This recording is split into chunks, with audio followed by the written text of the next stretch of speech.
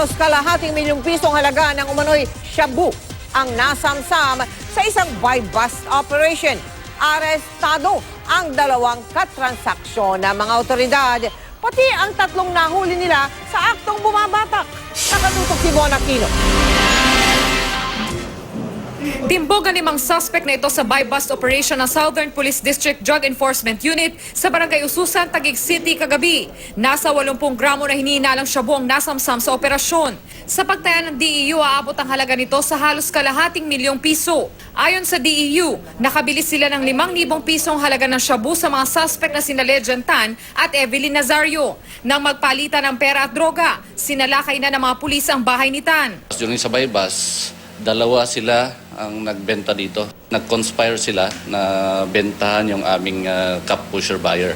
Pero itinanggi ni Tan at Nazario na tulak sila. Hindi po totoo. At nasa bahay lang po ako, natutulog ako.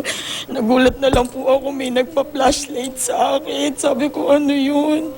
Tapos ayun po, ayun na, pinusasan na po ako. Pinasak po nila kami, ma'am. Nasa bahay po ako, kasama ko mga anak ko. Naaktuhan naman umano ng papat session sa loob ng kwarto sina Rodel Samoy, Tony Ray Alfonso at Roxanne Tiglao. Nakuha pa umano ang isang supot na hinihinalang shabu. Yung palang isa doon sa nung nagpa-pot session doon ay mismong supplier ng dalawang tulak. Itinanggi ng mga suspect na nahuli silang bumabatak pero umamin si Tiglao na tapos na silang bumatak ni Samoy nang hulihin ng mga pulis. Hindi po totoo yun, ma'am. Gumagamit ka ba ng drugs? Opo. Pero nung kahapon na po, hindi pa po ako gumagamit kanina. Hindi po totoo. Nandun lang po ako sa labas ng bahay.